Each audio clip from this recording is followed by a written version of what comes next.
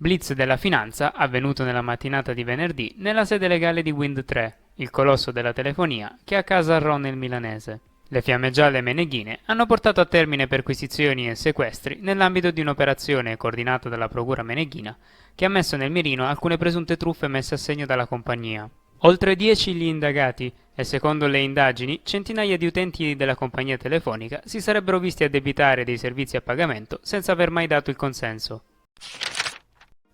A Milano nei prossimi giorni partiranno alcuni importanti cantieri per il rinnovo completo del fondo stradale e dell'armamento tranviario.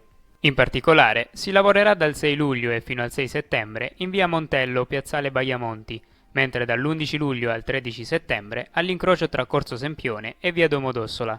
I lavori previsti nel piano triennale delle opere saranno realizzati da ATM.